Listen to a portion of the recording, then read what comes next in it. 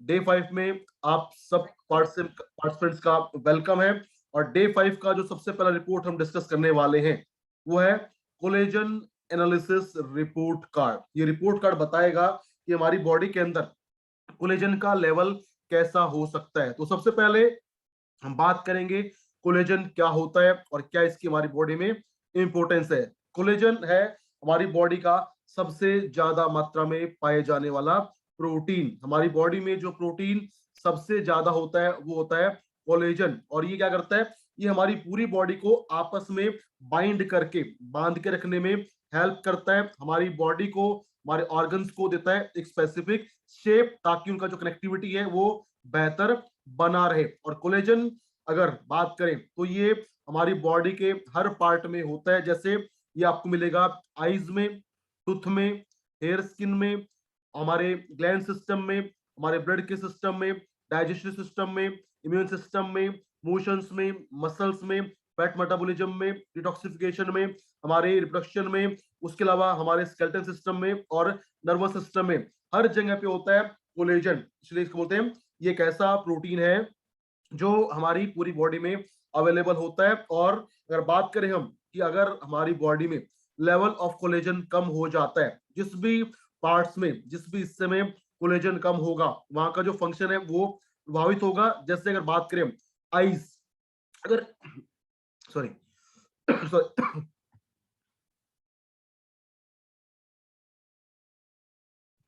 अगर आंखों के आसपास कोलेजन कम होगा तो उससे क्या होगा, आंखों के आसपास जो ये एरिया होता है यहाँ पे आएगा रिंकल्स, यानी झुर्रियां ज्यादा आएंगी, स्किन पे आएगा डलनेस, रिंकल्स बढ़ेंगे अगर आंखों के आसपास हो जाएगा कोलेजन की मात्रा कम। उसी प्रकार अगर दांतों के आसपास या दांतों के जो एरिया है वहां पे अगर कोलेजन कम होगा तो उससे क्या होगा, हमारे जो मसूड़े हैं उनका जो हेल्थ है वो प्रभावित हो जाएगा, वो खराब हो जाएगा।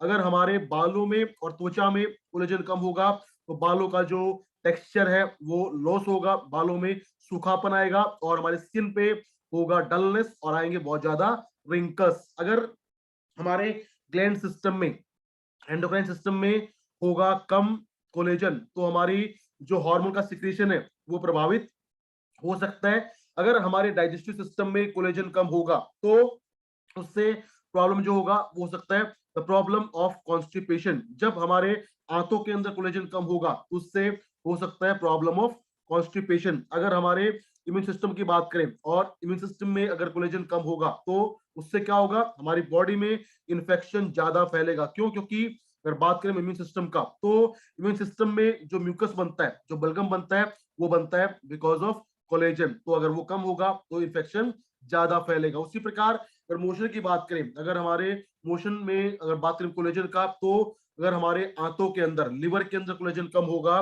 तो मोशन में होगा प्रॉब्लम, यानी बढ़ेगा प्रॉब्लम ऑफ कॉन्स्टिपेशन। उसके अलावा अगर मसल्स में कोलेजन कम होगा तो मसल्स में आएगा रिजिडनेस, टाइटनेस, और उससे हमारे मसल का फंक्शन भी प्रभावित हो सकता है। अगर बॉडी में होगा कम मात्रा में कोलेजन तो फैट का जो मेटाबॉलिज्म है वो भी डिस्टर्ब होगा, बिकॉज फैट मेटाबॉलिज्म होता है हमारे लिवर के अंदर, और लिवर में अगर कोलेजन कम होगा तो प्रॉपर फैट मेटाबॉलिज्म नहीं होगा। उसके अलावा अगर कोलेजन होगा हमारी बॉडी में कम तो हमारी बॉडी का डिटॉक्सिफिकेशन और मेटाबॉलिज्म प्रभावित हो सकता है, उसमें वीकनेस, कमजोरी आ सकती है। अगर हमारे बात करें मेल्स के स्पर्म या फीमेल्स का एग, वो दोनों में होता है कोलेजन, अगर वहां पे भी कोलेजन कम हो जाएगा तो होगा रिप्रोडक्टिव प्रॉब्लम। उसके अलावा नर्वस सिस्टम में भी काम करता है कोलेजन, और वहां पे कम होगा तो हमारे जो नर्व्स का कोऑर्डिनेशन है उसमें भी डिस्टरबेंस आ सकता है। उसके साथ साथ अगर बात करें स्केलेटन का, यानी कि हमारी हड्डियों का, तो जिसको हम बोलते हैं कार्टिलेज, कार्टिलेज भी होता है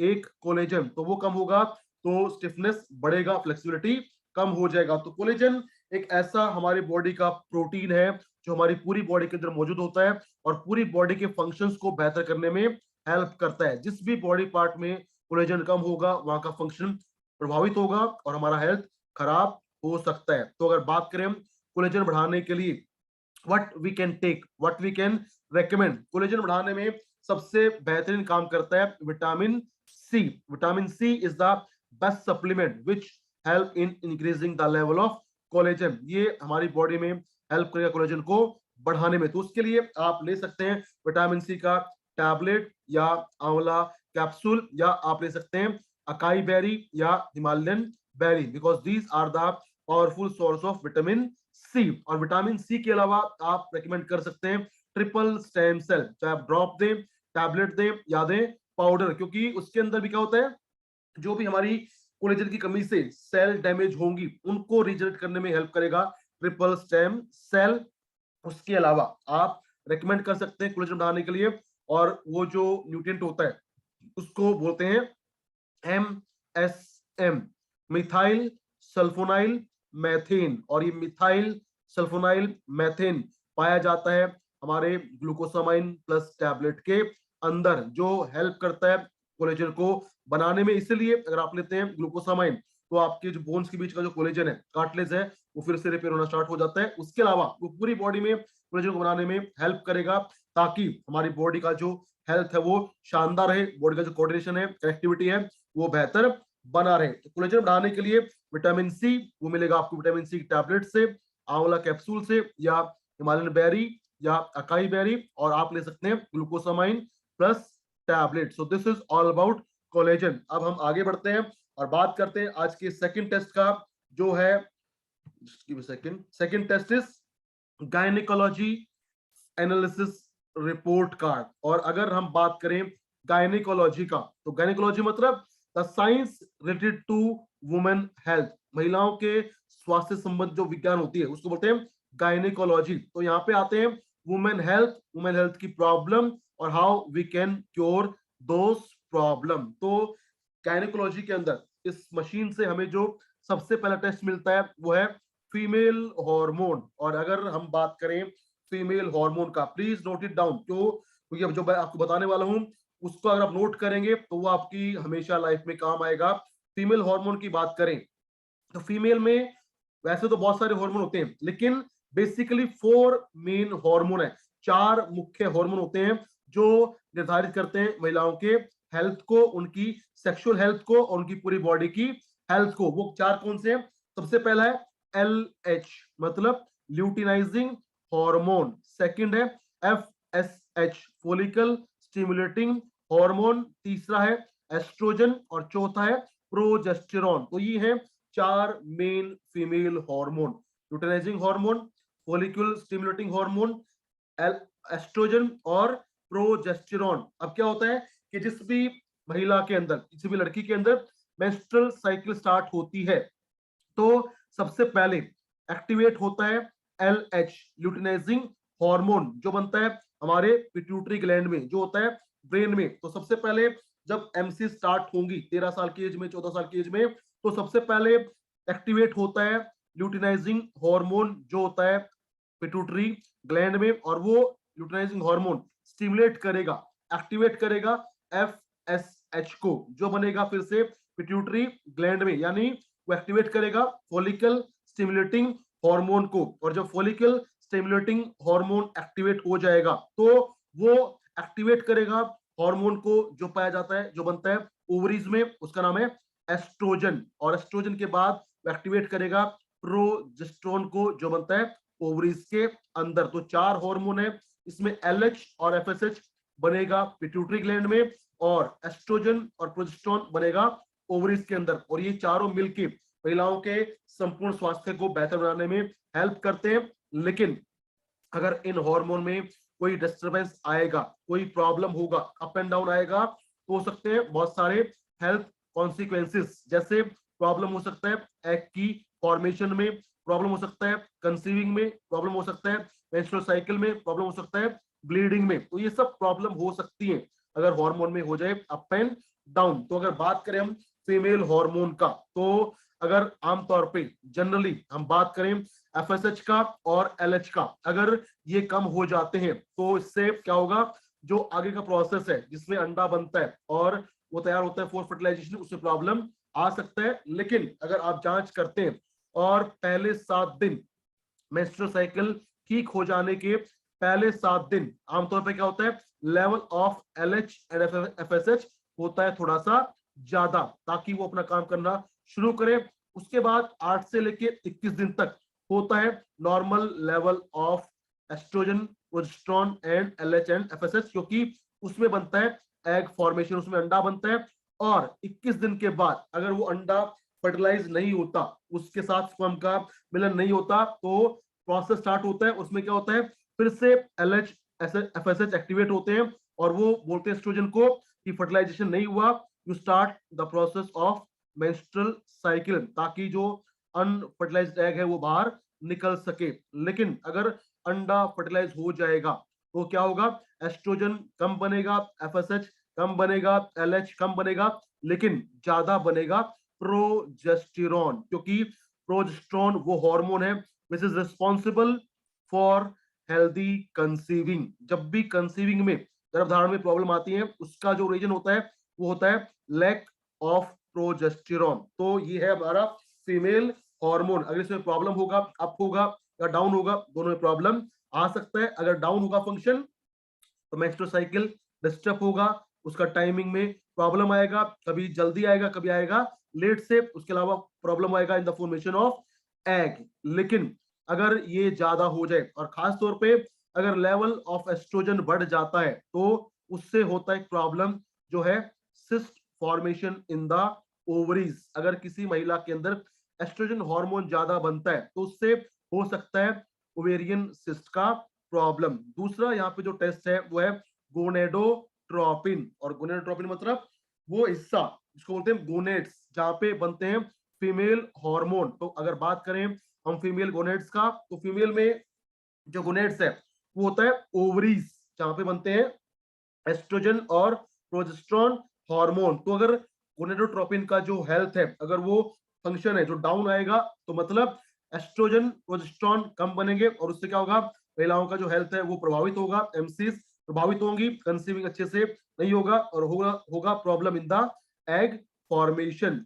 तीसरा जो टेस्ट है वो है प्रोलैक्टिन। और इसकी अगर बात करें तो ये जो हार्मोन है ये होता है मिल्क प्रोड्यूसिंग हार्मोन, इसको आमतौर पर बोलते हैं मिल्क प्रोड्यूसिंग हार्मोन। उसके अलावा ये हार्मोन हेल्प करता है इन ब्रेस्ट डेवलपमेंट। महिलाओं में जो होता है ब्रेस्ट का डेवलपमेंट, उसमें उसके लिए जिम्मेदार होता है प्रोलैक्टिन हार्मोन, प्लस ये रिस्पॉन्सिबल है फॉर मिल्क प्रोडक्शन। तो जो भी महिला है जिसने अभी बेबी को बर्थ दिया है, जिसको अभी बच्चा पैदा हुआ है, अगर उसके अंदर प्रोलैक्टिन कम होगा तो उसके अंदर क्या होगा, मिल्क प्रोडक्शन में कमी होगा, दूध कम बनेगा। उसके अलावा उसका जो मेमोरी ग्लैंड्स है, जो ब्रेस्ट है, उसमें होगा कम डेवलपमेंट। अगर महिला प्रेग्नेंट नहीं है, वो नॉर्मल है, और नॉर्मल महिला में अगर होता है लो लेवल ऑफ प्रोलैक्टिन, अगर ये कम होगा तो उससे क्या होगा, महिलाओं का जो सेक्सुअल हेल्थ है वो प्रभावित होगा, और सेक्सुअल डिजायर होगा महिलाओं में कम, अगर होगा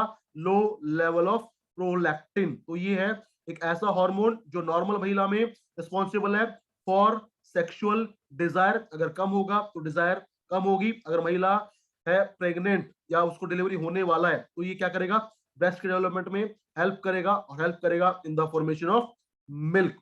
चौथा जो हार्मोन है वो है प्रोजेस्टेरॉन। यहाँ पे जो रिपोर्ट है वो है प्रोजेस्टेरॉन, और ये मैंने आपको बताया, ये एक ऐसा हार्मोन होता है which is responsible for healthy conceiving. जिस भी महिला में इसका कमी होगा उसको कंसीविंग करने में प्रॉब्लम आएगा, गर्भधारण में दिक्कत होगा, और अगर गर्भधारण हो भी जाएगा तो उसको होगा बार बार मिसकरेज, बार बार उसको गर्भपात का समस्या हो सकता है।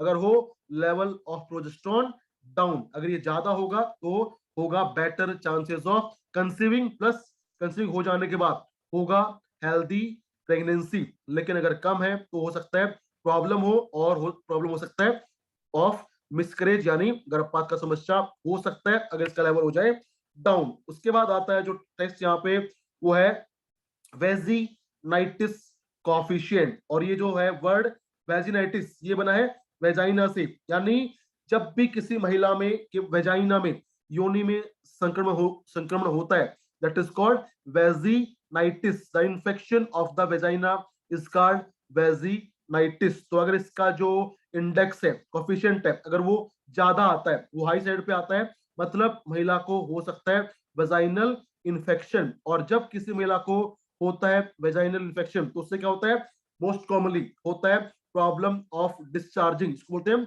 Leucorrhoea problem. उसके अलावा होगा etching and pain in the vagina area. तो अगर वेजिनाइटिस कोफिशिएंट कम है, मतलब वहां पे इन्फेक्शन शायद नहीं होगा, लेकिन अगर ये ज्यादा आता है, पॉजिटिव आता है, बड़ा आता है, it indicate infection in the vagina.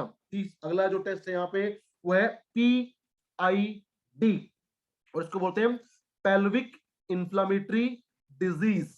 Pelvic inflammatory disease, और ये भी है महिलाओं में एक बहुत कॉमन इन्फेक्शन। और इसमें क्या होता है, इन्फेक्शन स्टार्ट होता है वेजाइना से, उसके बाद वो जाता है यूट्रस में, उसके बाद वो ऊपर जाता है और पहुंचता है फैलोपियन ट्यूब्स में, और फिर लास्ट में पहुंच जाता है इन द ओवरीज। तो ये इन्फेक्शन होता है इन्फेक्शन ऑफ बैक्टीरिया।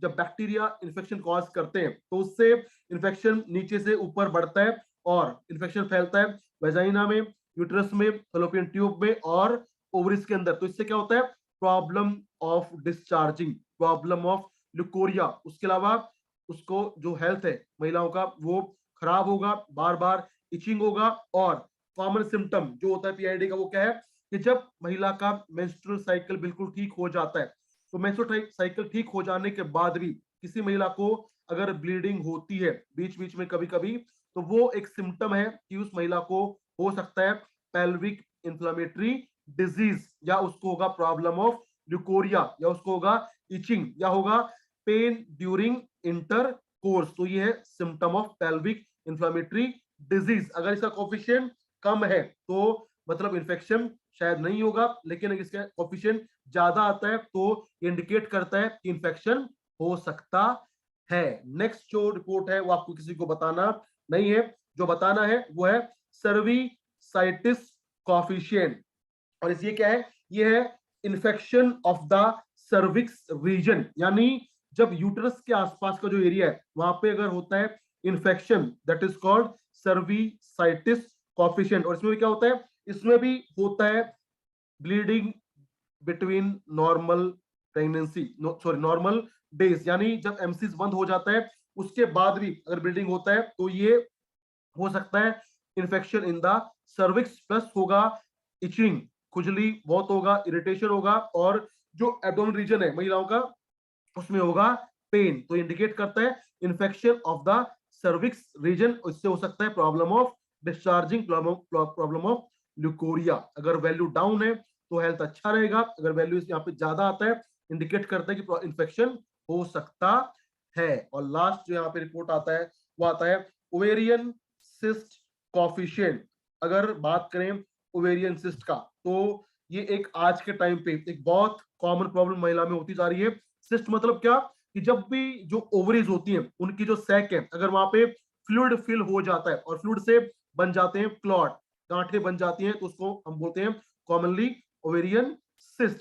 तो ये क्या है, जब भी ओवरीज के अंदर, ओवरीज के आसपास जो सेक्स है उनमें फ्लूइड फिल हो जाएगा, that will cause ovarian cyst. और जब सिस्ट होगा तो उससे क्या होगा, एस्ट्रोजन प्रोजेस्टेरोन के बनने में प्रॉब्लम आएगी, और जब उसमें प्रॉब्लम आएगा तो अंडा नहीं बनेगा, और अंडा नहीं बनेगा तो कंसीविंग नहीं होगा। तो जब भी किसी महिला को होता है ओवेरियन सिस्ट का प्रॉब्लम, तो उसको आता है problem in menstrual cycle, MCs हो जाती है डिस्टर्ब, कभी आती है महीने में, कभी 2 महीने में, कभी 5 महीने में। उसके अलावा वेट बढ़ जाता है और होता है प्रॉब्लम इन कंसीविंग। तो अगर ओवेरियन सिस्ट का कोफिशिएंट कम आता है that is a good symptom, वो एक अच्छी बात है। लेकिन अगर ओवेरियन सिस्ट का जो कोफिशिएंट है वो ज्यादा आता है, दैट विल इंडिकेट की प्रॉब्लम हो सकता है ओवेरियन सिस्ट का। तो ये है all about gynaecology analysis report card. और अगर यहाँ पे बात करें, अगर हार्मोन में, गोनेडोट्रोपिन्स में,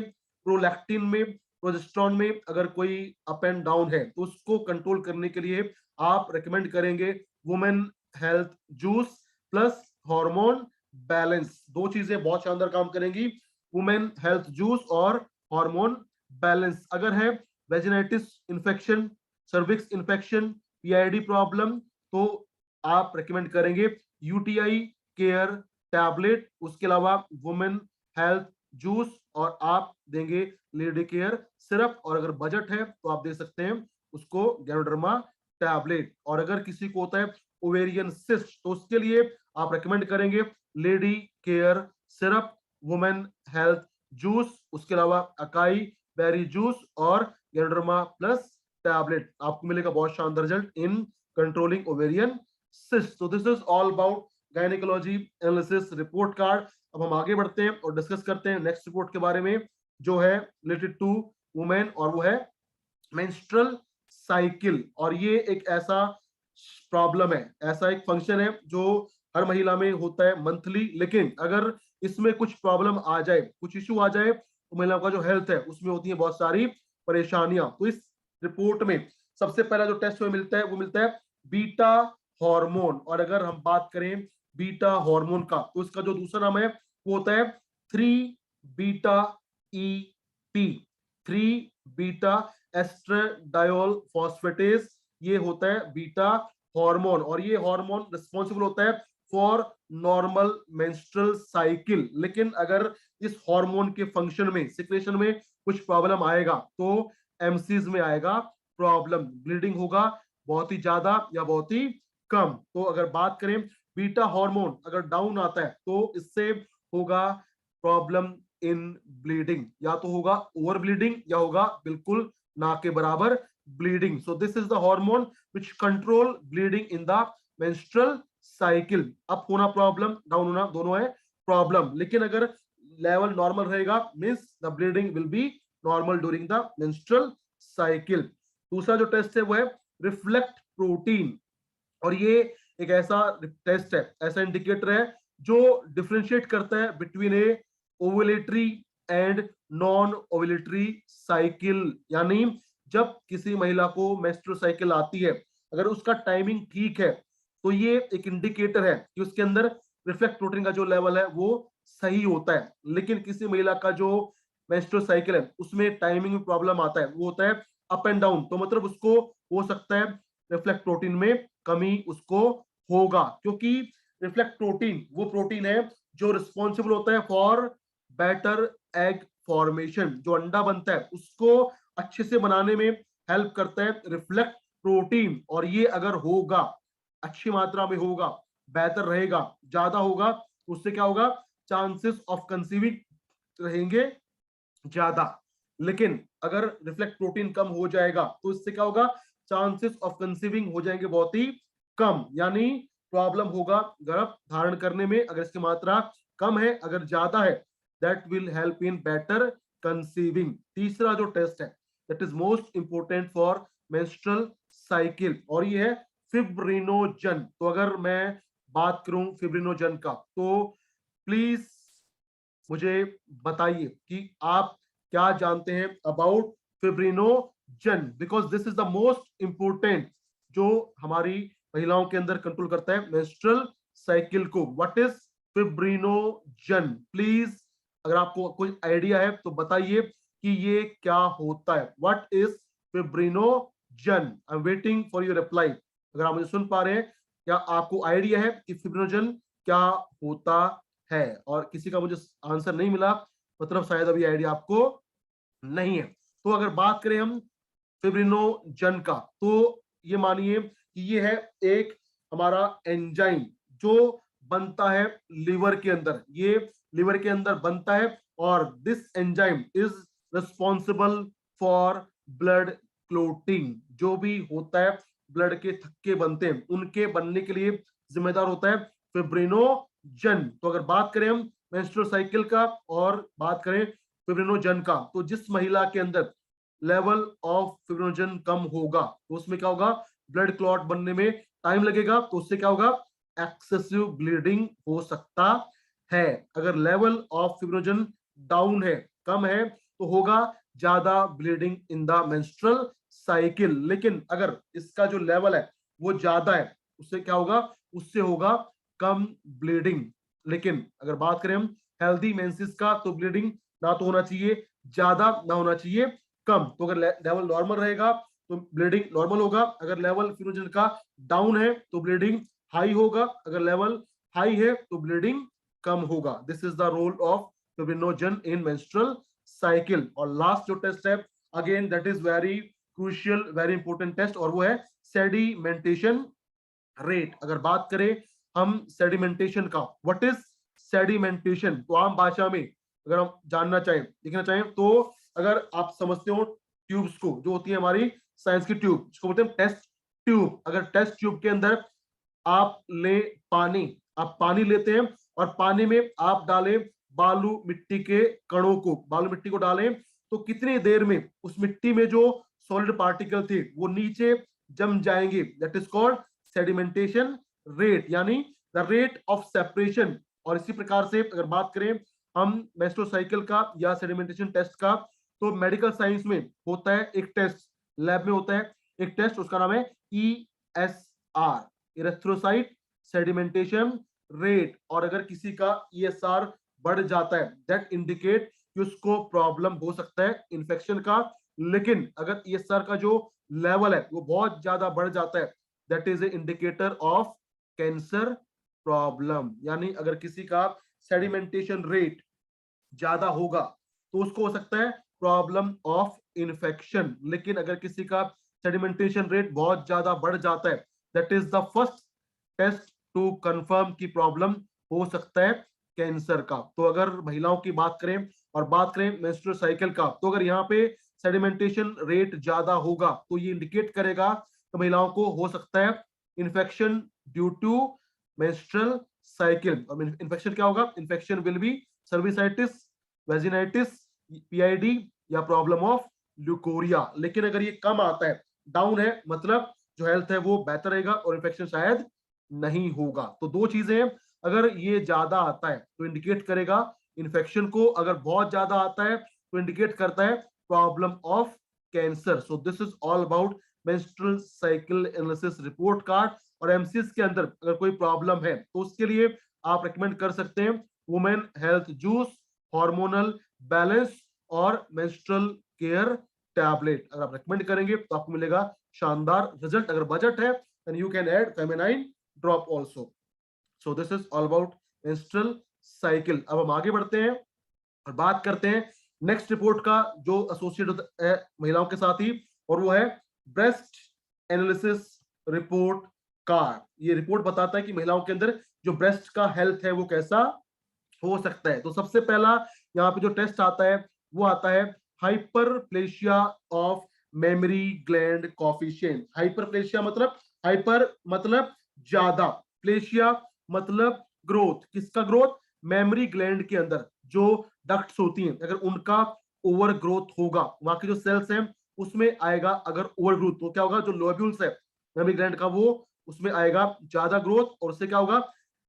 ब्रेस्ट के अंदर सिस्ट फॉर्मेशन या गांठें बन सकती हैं। तो ये क्या है? जब होगा मेमोरी ग्लैंड का हाइपरप्लेशिया, वो ज्यादा होगा, तो उससे क्या होगा? ब्रेस्ट के अंदर सिस्ट फॉर्मेशन, गांठें बन सकती हैं। लेकिन अगर है हाइपरप्लेशिया ऑफ मेमोरी ग्लैंड ज्यादा, तो सिस्ट तो बनेगा, गांठें बनेगी, but normally these cyst are non cancerous. ये कैंसर इंडिकेट नहीं करता, ये होता है normal overgrowth of the mammary gland cell. तो अगर कम होगा तो रहेगा normal growth of the cell और सिस्ट फॉर्मेशन नहीं होगा। दूसरा जो टेस्ट है वो है एक्यूट मैसेटाइटिस कॉफिशिएंट। और एक्यूट मतलब एकदम से, मैसेटाइटिस कॉफिशिएंट क्या है? जब किसी महिलाओं को एकदम से हो जाता है ब्रेस्ट के अंदर इन्फेक्शन। और वो क्यों होता है? जब भी कोई बैक्टीरिया महिलाओं का जो ब्रेस्ट होता है, जो निप्पल होता है, उसका जो पोर्स होता है, छिद्र होता है, उसमें से अगर कोई बैक्टीरिया ब्रेस्ट में एंटर कर जाए तो उससे होता है acute mastitis coefficient. So this is the infection of breast because of bacterial invading through nipple. तो इससे क्या होगा? चेस्ट के अंदर, ब्रेस्ट के अंदर होगा इंफेक्शन, और क्या होगा? पफ, वो सॉरी, गांठें बन सकती हैं, या हो सकता है प्रॉब्लम ऑफ क्या बोल, मवाद जो बोलते हैं, या क्या इसको हिंदी में समझ नहीं पाया शायद आपको, पस फॉर्मेशन, जो पस बनता है वो ज्यादा बन सकता है, मवाद हो सकता है, और होगा स्वेलिंग इन द ब्रेस्ट। ये है infection because of bacteria invading through nipple of the breast. तो इससे क्या होगा? चेस्ट, ब्रेस्ट के अंदर टाइटनेस बढ़ेगा, रेडनेस बढ़ेगा, और हो सकता है पस का फॉर्मेशन। अगर ये ज्यादा होगा दैट इंडिकेट कि इन्फेक्शन हो सकता है, अगर कम है मींस इन्फेक्शन शायद नहीं होगा। तीसरा जो टेस्ट है वो है क्रोनिक मैसेटाइटिस कॉफिशिएंट। क्रोनिक मतलब एक ऐसा इन्फेक्शन जो चलता है महिलाओं को लंबे समय तक, यानी किसी महिला को जब होता है मेसेटाइटिस इन्फेक्शन और वो इसके ऊपर ध्यान ना दे, उसको लगे कि ये वैसे ही कुछ हो रहा है, नॉर्मल स्वेलिंग आ रही है, रेडनेस हो रहा है, और वो उसको क्योर ना करे, ध्यान ना दे, तो ये इन्फेक्शन बार बार होता रहता है और इससे हो जाता है क्रोनिक मेसेटाइटिस कॉफिशिएंट, और आमतौर पे ये होता है in the age of 35 to 45। This is the most common breast infection during this age. अगर कोई महिला अपने ब्रेस्ट के इन्फेक्शन को क्योर ना करे, उसका ध्यान ना दे, तो वो कन्वर्ट हो जाता है इनटू क्रोनिक मेसेटाइटिस कॉफिशिएंट। तो यहाँ पे क्या होगा, फिर से फर्स्ट फॉर्मेशन होगा, हल्की सी गांठ बन सकती है, और होगा टाइटनेस और रेडनेस ब्रेस्ट के अंदर आ सकता है। तो अगर वैल्यू डाउन होगा मतलब हेल्दी है, अगर वैल्यू ज्यादा आती है तो प्रॉब्लम हो सकता है इन्फेक्शन का। नेक्स्ट जो टेस्ट है वो है एंडोक्राइन डिस्क्रेशिया कॉफिशिएंट।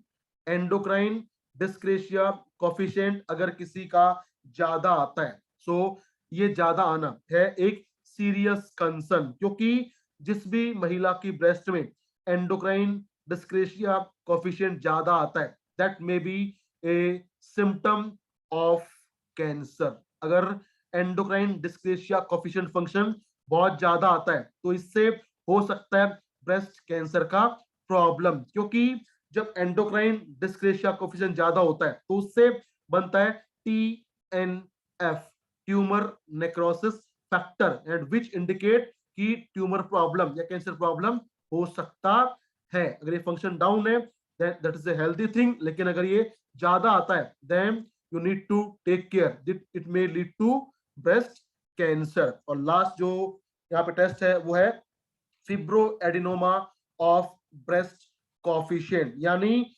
ब्रेस्ट के अंदर फिब्रॉइड्स का फॉर्मेशन होना को बोलते हैं फिब्रोएडिनोमा ऑफ ब्रेस्ट कॉफिशिएंट। और ये एक ऐसा कहीं गांठ बनती है, ऐसा पल्प बनता है कि जब उसको टच किया जाता है तो इतना सॉफ्ट होता है कि वो दबाते ही नीचे स्किन में अंदर घुस जाता है, और उससे कोई प्रॉब्लम महिलाओं को आमतौर पे नहीं होता।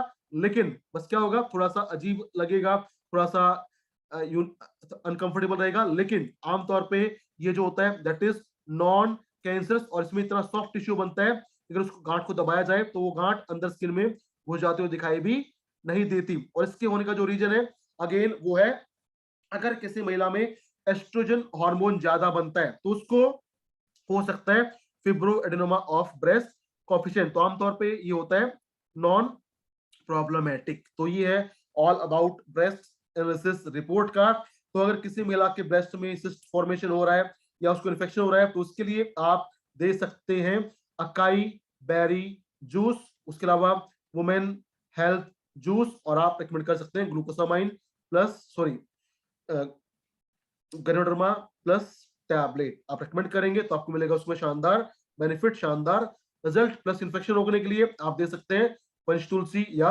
गोल्ड तुलसी, तो मिलेगा आपको शानदार result. So this is all about breast analysis report card. और अगर बात करें आज की लास्ट रिपोर्ट का तो वो है थायराइड एनालिसिस रिपोर्ट कार्ड। जैसे कि नाम है, ये रिपोर्ट कार्ड बताएगा कि हमारा थायराइड का फंक्शन कैसा हो सकता है। तो सबसे पहले बात करें थायराइड का।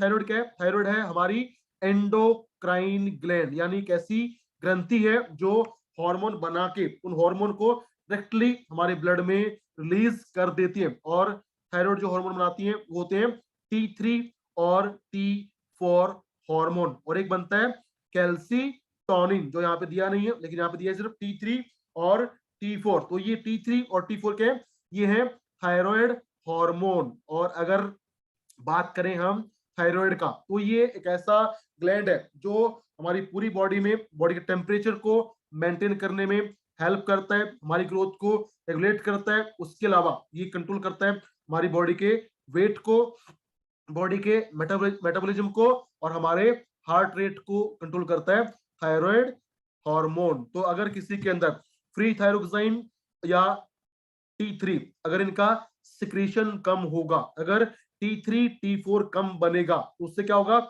उससे होगा लो मेटाबॉलिज्म। और जब मेटाबॉलिज्म डाउन होगा तो बॉडी में क्या होगा, कम कैलोरी का बर्निंग होगा, तो उससे क्या होगा, होगा ओवर वेट, यानी वजन बढ़ेगा, और उसको बोलते हैं हाइपोथायरॉयडिज्म।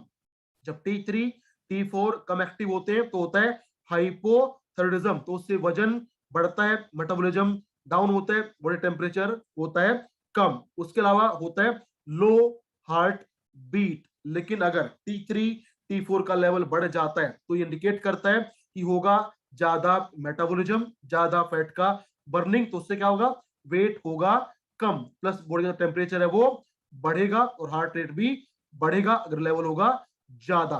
फिर इसके अलावा यहाँ पे थायरोग्लोबुलिन, और ये क्या है, थायरोग्लोबुलिन है एक सबस्ट्रेट, एक सतह, एक सरफेस जहां पे बनता है T3 और T4 hormone. So thyroglobulin is the substrate where formation of T3 and T4 take place. जहां पे T3 T4 हार्मोन बनेगा थायराइड के अंदर वो कहलाता है थायरोग्लोबुलिन। तो अगर थायरोग्लोबुलिन का जो लेवल है, मात्रा है, वो कम होगा तो T3 T4 कम बनेगा, तो उससे क्या होगा, प्रॉब्लम हो सकता है। लेकिन अगर ये ज्यादा होगा that also is a sign of hyperthyroidism. उसके अलावा ये थायरोग्लोबुलिन एक ऐसा हमारा एरिया है जो हार्मोन बनाने के अलावा करता है स्टोरेज ऑफ आयोडीन और storage of T3 and T4 hormone. तो ये हार्मोन बनाता भी है। उसके अलावा यहाँ पे होता है आयोडीन का storage plus storage of T3 and T4। अगर फंक्शन डाउन होगा या ज्यादा होगा, दोनों केस में होगा प्रॉब्लम। अगर डाउन है तो हाइपोथायरॉयडिज्म, अगर हाई है तो हाइपरथायरॉयडिज्म हो सकता है।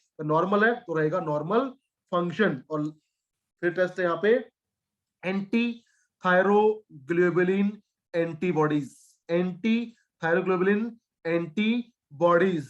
अगर ये टेस्ट पॉजिटिव आता है, यानी इसमें लेवल अगर हाई आता है, जैसे यहाँ पे थोड़ा सा लेवल जो हाई है, तो ये इंडिकेट करता है कि इससे हो सकता है thyroid infection. This is the indicator of thyroid infection. अगर ये फंक्शन ज्यादा आता है तो इससे हो सकता है थायराइड इन्फेक्शन। अगर कम आता है मतलब और थायराइड इज हेल्दी, उसमें कोई इन्फेक्शन नहीं है। उसके अलावा अगर ये फंक्शन या ये वैल्यू बहुत ज्यादा आता है, लगातार आता है, बड़ा हुआ, तो ये इंडिकेट करता है कि हो सकता है प्रॉब्लम ऑफ थायराइड कैंसर। अगर हल्का सा ज्यादा आता है नॉर्मल टेस्ट में तो मतलब उसमें होगा थायराइड में इन्फेक्शन। अगर लगातार आता है, बड़ा हुआ, that is symptom indication of thyroid cancer. So this is all about thyroid analysis report card. इसके लिए आप रिकमेंड कर सकते हैं थायराइड केयर और नोनी जूस। अगर आप देते हैं तो आपको मिलेगा शानदार result in controlling the secretion of thyroid hormone. तो चाहे हो हाइपोथायरॉयडिज्म या हो हाइपरथायरॉयडिज्म, आप रेकमेंड कीजिए थायराइड केयर टैबलेट, साथ में नोनी जूस, आपको मिलेगा शानदार रिजल्ट। तो ये तो हो गया थायराइड का हमारा एनालिसिस रिपोर्ट कार्ड। लेकिन